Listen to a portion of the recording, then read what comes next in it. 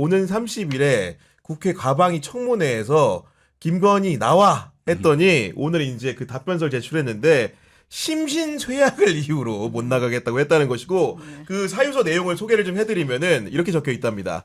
상기 본인은 최근 심신쇠약 등으로 외부 활동에 어려움을 겪고 있는 바 귀위원회에 부득이 출석할 수 없음을 양해해 주시기 바란다면서 했다는 건데 심신쇠약 보통 이게 어떨 때 쓰는 표현이죠? 아니 뭐 병원 네. 뭐 진료 과정이나 이런 걸 같이 첨부한 것도 아니고 자기 입으로 그냥 심신쇠약이라고 하면 받아들여질 수 있는 거예요? 이거 다 거짓말인 거 아는데? 주로 성폭행범들이 저렇게 얘기하죠. 심신쇠약? 심신쇠약 상태에서 내가 그 저지른 범죄라고 얘기를 그건 이제 하지. 심신미약일 것 같고 아무튼 쇠약이든 쇠약이라는 미약이든 건 뭔가 좀 어쨌든. 기력이 없다 이런 느낌인 거지 않습니까? 근데 아마도 이제 그 남편이 대통령 하다가 중간에 잘렸으니까 당연히 이제 그런 건 예단이 되는데 그렇기도 하겠죠. 예, 충분히 이해는 가는데 내일 모레 뭐 네. 아마도 이제 본인과 관련된 사건들이 또 워낙 많이 돌아가다 보니까 윤석열 개인의 문제가 아니고 김건희 나의 문제도 못지않게 많기 때문에 많죠. 지금 당장 검찰청에서 조사받으라고 나오라고 했고 변호인도 선임했다는 거 아니겠습니까? 오. 변호사님. 네. 왠지 김건희 변호인은 윤석열처럼 허접하진 않을 것 같아요. 뭔가 좀 돈을 썼을 것 같은데 자기 변호해줄 사람들은 알고 있습니까 변호인단? 모르는데 지난 그 작년인가요? 그 뭐 검사를 오히려 오라 해가지고 조사받았잖아요. 맞아요. 너 네. 휴대폰 내놔 하고. 경호처 네. 시설에서 네. 그때 변호사 한 분이 노출이 됐거든요. 근데 뭐 그렇게 이렇게 뭐 알려진 고위직식 바가 이런 건 아니었어요. 네. 아니, 근데 박근혜 전 대통령도 대통령직에서 파면되고 난 다음에 검찰 포토라인에서 오고 그리고 검찰에 갔던 거잖아요. 조사받으러. 그리고 구속영장 청구돼가지고 모든 사람들이 다 아는 거 아니에요. 근데 어떻게 이 부분은 이러지?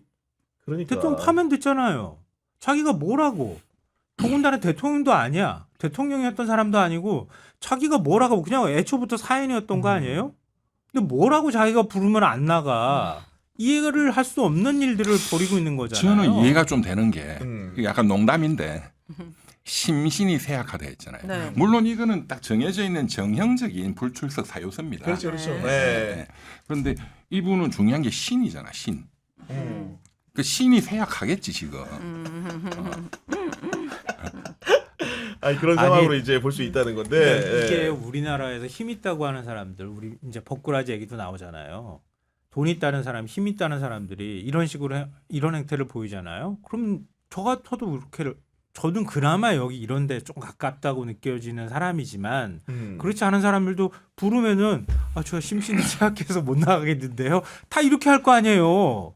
그리고 구속하면 자 시간 몇 시예요? 몇 시간 지났어요? 이렇게 물어볼 거라는 거예요. 아니 근데 저는 이제 그 김건희의 태도를 보면서 김건희 윤석열 어쨌든 간에 지금 사인이 된 상태, 자인이 된 상태인데 이분들과 함께했던 공직자들의 행태가 하나둘 알려지고 있는데 이거 보면서 야 정말 엉뚱한 사람들 이 사람들이 믿고 있었구나 생각했던 게 우리 조태열 외교부 장관이 네. 페이스북에 올린 글이 뒤늦게 좀 알려졌습니다. 일부 언론을 통해서 지난 7일이죠. 4월 7일에 페이스북에 올렸는데 그게 무슨 내용이냐? 브뤼셀 출장 마지막 날에 직원들과 함께 광장입니다. 그랑폴라스라는 데 가가지고 네. 따가운 봄 햇살을 맞으면서 망중화를 즐기는 모습을 사진을 여러 장 올렸는데 네. 그날이 어떤 날이냐?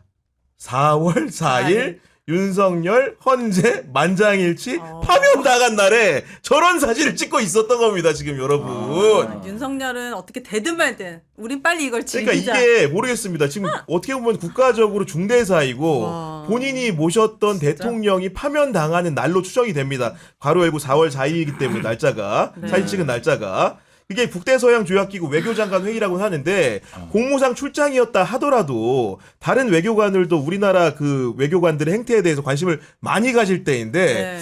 저런 모습을 보였다? 좋았나 보죠. 참고로 네.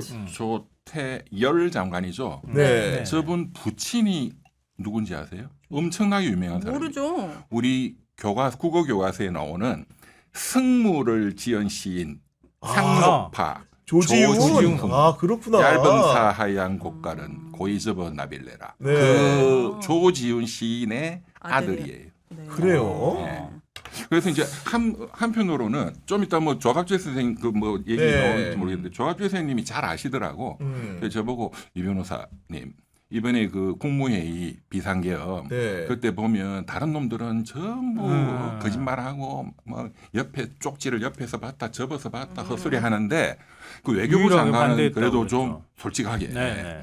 막 얘기를 또 하지 그런 않나. 관점에서 보면 저게 이제 본인에게는 굉장히 엉뚱한 아, 대통령을 쫓아내는 해피한 날이 오히려 보니까 그래서 네, 좋아했겠지 이런 표현을 아까 네. 사용했던 거예요. 집안이 하여간 좀 상당히 뼈대 있는 집안이다. 자칫하면은 광꾸라지라고 제가 얘기할 뻔했네. 아니 뭐 정확한 건 경향신문이 그 말 몰라요. 만들어냈더라고요. 네. 그 한독수 권한대행을 광꾸라지라고 경향신문에서 표현했더라고. 관꾸라지. 광꾸라지. 네, 저도 그랬어요. 정꾸라지, 관꾸라지라고. 아니 안 그래도 이제 그 조갑재 대표 얘기 나온 김에 실제로 최근에도 이제 만나신 걸로 알고 있는 통화하시거나 만난 걸로 알고 있는데 그 이재명 그 후보랑 네. 직접 만나서 밥까지 저녁까지 이렇게 그리고 살뜰하게 그게- 먹었다는 건데 그게 엄청난 이슈돼. 도대체 어땠답니까? 그 지난주 일요일 저녁에 광화문의 어느 한식집에서 뵀대요. 광화문의 한식집. 광화문. 네. 그 이제 그 조갑재 선생님이 여든이고 연세가 그다음에 정규재 선생님도 같이 세 분이서 만났다는 거잖아요.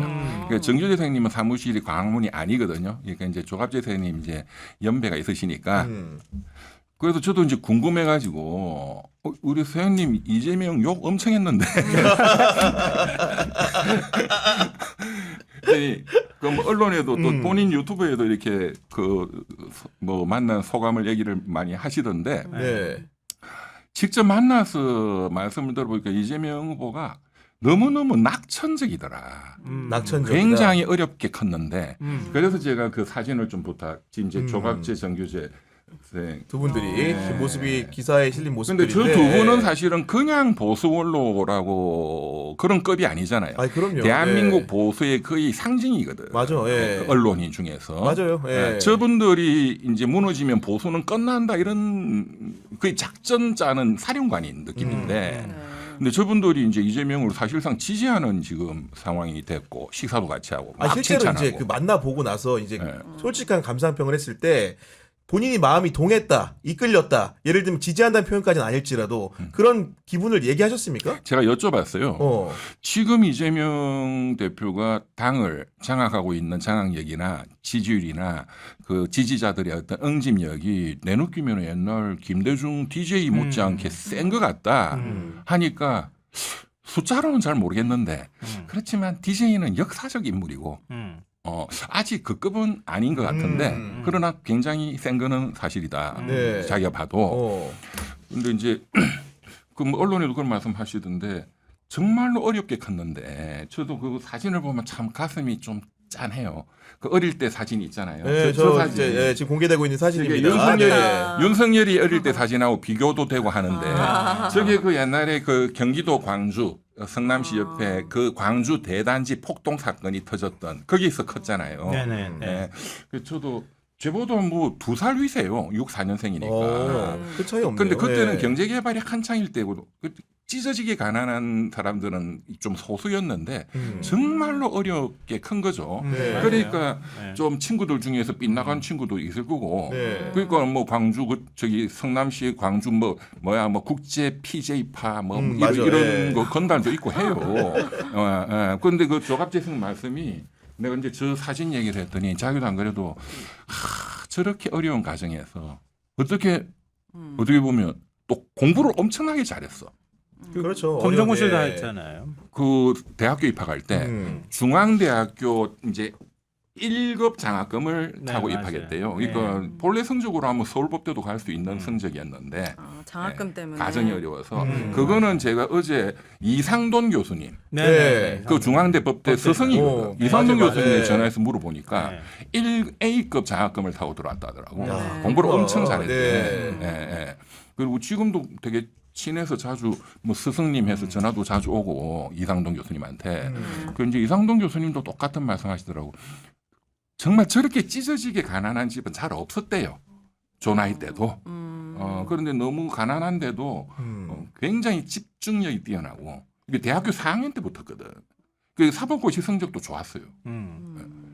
판검사 안 하고 그냥 처음부터 변호사 했다니까 네. 성적이 뭐 꼴찌인 줄 아는데 안 그렇고. 그렇구나. 예, 그때 또 네. 적게 뽑을 때니까. 네. 네. 근데 전형적인 개천에서 용난 그렇지. 케이스네요. 근데 그렇죠. 윤석열이는 엄청 부잣집에서 서울법대식이나 가가지고 구수 12년 했는데 네.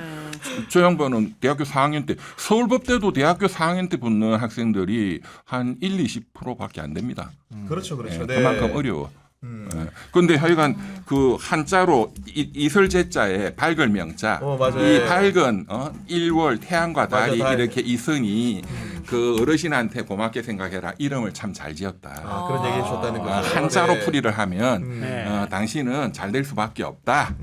그래서 한자 아이고. 교육을 좀 시켜달라 부탁을 했다 하더라고요. 알겠습니다. 아, 네. 이재명 후보에 대해서 이렇게 또 그 어린 시절부터 얘기하시는 거 오래간만에 들어요. 저는 네. 그 소년공이라고 부르잖아요. 그러니까 어렸을 때 화전미 출신이고 집에서 그리고 이제 옛날에 없던 집들이 서울에 돈 벌러 올라올 때 주로 제일 가난한 동네로 올라오잖아요. 그게 이제 성남의 산동네였거든요. 성남의 산동네 가가지고 아버님은 고물 수집하고 어머님은 화장실 청소 옛날에 공동 화장실을 사용하던 시절이어서 저도 어렸을 때 공동 화장실이 있었는데 그러니까 그 공동 화장실 관리비 받고 청소하는 분이었단 말이에요. 맞아요. 네. 그러니까 거기서 중학교 우리 지금 나이로 보면은 중학교 때부터 검정고시를 한 거예요. 그러니까 곧바로 검정고시 공부한 것도 아니에요. 그러니까 인근의 공장으로 그냥 다닌 거예요. 10대부터 공장 다니면서 지금도 이제 장애를 입었는데 그러다가 검정고시 보고 검정고시로 대학을 들어가가지고 4년 장학금을 받았단 말이에요. 그러니까 그거 보면서 저는 그런 생각하는데 그렇게 굉장히 많은 고생을 했던 게 아마 윤석열 정권 내에서 계속 수사를 당할 때 사람들이 정치인들도 다 그런 얘기했지만 나 같으면 못 견뎠을 거다. 멘탈 아예 나갔을 거다. 이런 얘기를 했단 말이에요. 근데 그걸 견디게 해줬던 것 같다. 힘든 어린 시절이. 맞는 말씀입니다. 그러니까 아무리 대가 강한 정치인도 이런 식으로 뭐 12개 혐의니 뭐 이러면서 5개 재판 받는다 그러면은 이미 정치를 더 이상 할 수 없는 상태쯤 될 거거든요. 근데 그걸 하면서 당내 리더십을 유지하면서 선거를 계속 승리할 수 있다고 하는 거는 보통 사람하고는 좀 다르다. 네. 그러니까 저는 그래서 이재명 후보를 굉장히 영리하면서 침착한 사람이다. 최근에 이 캠프 쪽에 있는 사람들을 만나거나 그러면 제가 계속 물어보거든요. 근데 이재명 후보가 옆에다 사람을 잘 안 둔대요. 저태. 네. 왜냐하면 그게 이제 이재명 대표를 계속 기소화했던 게 논리가 안 먹히는 이유 중에 하나인데 굉장히 신중한 사람이에요. 주변에 사람을 둬서 그 사람이 부정과 이런 것들을 저지르는데 자기가 개입을 안 하게 일정하게 거리를 자꾸 두는 스타일이란 말이에요. 지금 대선에서도 대선 캠프 너무 적게 꾸려가지고 네. 대선 캠프 그 앞에 줄 서는 사람이 얼마나 많겠어요. 그렇겠죠. 트럭으로 그냥 기다리고 있다고도 과언이 아닌데 가까이 간 사람이 없어요. 제가 얘기를 해보면. 그러니까 계속 거리를 두는 거예요. 만약에 이 상황에서 대선에서 당선될 가능성이 굉장히 높은데 여기서 사람을 가까이 두기 시작하면 아마 엄청나게 줄을 설 거거든요. 그러면 줄 섰다고 하는 사람들이 생길 거고 줄 서가지고 이득을 보려고 하는 사람이 어마어마하게 많이 늘어날 거란 말이에요. 근데 주변에 지금 사람이 가까이 갔다고 하는 사람을 제가 별로 못 봤어. 네. 그러니까 이런 면에서도 굉장히 신중한 사람이다. 그러니까 자기의 행동이나 이런 것들이 어떻게 영향을 주는지에 대해서도 굉장히 민감하게 그런 부분을 받아들이는 사람이다라는 생각을 했어요. 근데 지금 사실 그 접촉하려고 줄 선 업자들도 많아요. 어마어마. 건진법사 당연히. 투 이런 놈들 많을 텐데. 지금 알겠습니다. 캠프를 못 들어가가지고 난리라는 거 아니에요.